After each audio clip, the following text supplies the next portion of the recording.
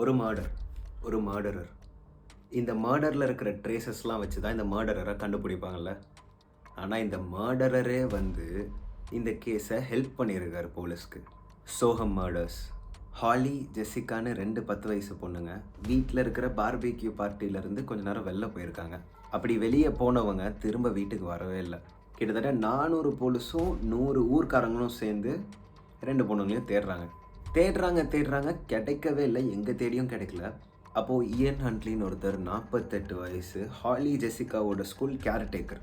அவரே போலீஸ் கிட்ட வந்து அந்த 2 பொண்ணுங்களையும் என் வீட்டுக்கு தான் வந்தாங்க, கொஞ்ச நேரம் பேசிட்டு கிளம்பிட்டாங்க அப்படின்றாரு. இது வந்து ஒரு மேஜர் க்ளூ. ஏன்னா 2 பேரும் கடைசியாக பேசிட்டு போன ஒரு ஆள் வந்து என்கிட்ட தான் பேசினாங்கன்றிருக்காரு. ஆனால் க்ளூ கிடைச்சும் யூஸ் எதுவுமே இல்லை. ஏன்னா அவங்க 2 பேரும் கிடைக்கவே இல்லை. நிறைய நியூஸ் சேனல்ஸ்லேருந்து ரிப்போர்ட்டர் வந்து இயன் ஹண்ட்லியும் அவர் கேர்ள் ஃப்ரெண்டையும் இன்டர்வியூ பண்ணுறாங்க. இயன் ஹண்ட்லியோட கேர்ள் ஃப்ரெண்ட் ஜெசிகா ஹாலியோட ஸ்கூலில் அசிஸ்டன்ட் ப்ரொஃபஸராக இருக்காங்க. ஸோ இவங்க 2 பேரையும் வச்சு இன்டர்வியூ எடுக்கிறப்போ இன்டர்வியூவர் கிட்ட ஒரு கேள்வி கேட்குறாரு. இந்த 2 பொண்ணுங்களும் ஒரு ஸ்ட்ரேஞ்சரை பார்த்தா எப்படி ரியாக்ட் பண்ணுவாங்கன்னு. ஆனால் சம்மந்தமே இல்லாமல் இயன் ஹண்ட்லி நடுவில் பூந்து யாராவது ஒருத்தர் வந்து அவங்க 2 பேரையும் காரில் ஏறி உட்கார சொன்னால் ஹாலி சமத்தா ஏறி உட்காந்துருவா, ஆனால் ஜெசிகா ரொம்ப அடம் பிடிப்பா, சண்டைலாம் போடுவா அப்படின்ட்டுருக்காரு. வெரி சஸ்பீஷியஸில். ஏன்னா அந்த ஸ்கூலில் அவர் வெறும் ஒரு கேர்டேக்கர். அவருக்கு அந்த 2 பேரை பற்றி என்ன தெரியும், ஸ்கூலில் எத்தனை பேர் இருக்காங்க, எல்லாரை பற்றி தெரிஞ்சு வச்சிருக்காரு. அந்த இன்டர்வியூவர் என்ன கெஸ் பண்ணுறாருன்னா, maybe this is how things would have happened. 2 பேர் காணாமல் போய் கொஞ்ச நாள் ஆச்சு, இன்னும் 2 பேரும் கிடைக்கல. போலீஸ்க்கு இருக்கிற மேஜர் க்ளூ இயன் ஹண்ட்லி. அவரை திரும்ப இன்வெஸ்டிகேட் பண்ணுறாங்க. ஆனால் ஒரு வாட்டியும் ஒரு கதை சொல்கிறாரு. அவங்க 2 பேரும் வந்தாங்க, கொஞ்ச நேரம் இருந்தாங்க, கிளம்பிட்டாங்க. அவங்க 2 பேரும் வந்தாங்க, சீக்கிரம் உடனே கிளம்பிட்டாங்க இப்படின்னு மாற்றி சொல்லியிருக்காரு. ஒரு பாயிண்ட்ல ரொம்ப சஸ்பீஷியஸ் ஆகி அவர் வீட்டை சர்ச் பண்ணி பார்க்குறாங்க.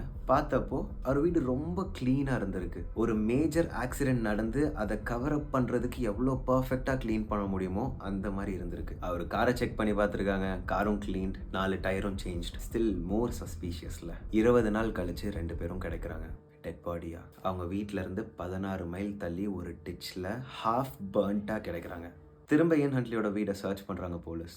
அப்போ அவர் வீட்டு டஸ்ட்பினில் அவங்க 2 பேர்த்தோட ஹாஃப் பர்ன்ட் ட்ரெஸ் கிடைக்குது. இப்போ போலீஸ் இயன் ஹண்ட்லியை கஸ்டடியில் எடுக்கிறாங்க. ஸ்டார்டிங்கில் இயன் ஹண்ட்லி எதுவுமே ஒத்துக்கல. நான் போக இட் வாஸ் அன் ஆக்சிடெண்ட்டாக ஹாலி இறந்துட்டா. அப்புறம் கொஞ்ச நேரத்தில் ஜெசிகாவும் இறந்துட்டா. ஸோ அவ்வளோதான். இயன் ஹண்ட்லி கோர்ட்டில் ஒத்துக்கிட்டாரு, அவர் தூக்கி ஜெயிலில் போட்டாங்க. ஆனால் ஏன் ஸ்டார்டிங்கில் இட் வாஸ் அன் ஆக்சிடென்ட்னு சொன்னார், அதுக்கப்புறம் எதுவுமே சொல்லலை. ஆல்மோஸ்ட் 24 வருஷம் ஆச்சு. அந்த 2 பொண்ணுங்க ஏன் அவர் வீட்டுக்கு போனாங்க, என்ன நடந்துச்சு, அந்த ஆள் ஏன் கொலை பண்ணார், எதுவுமே தெரில.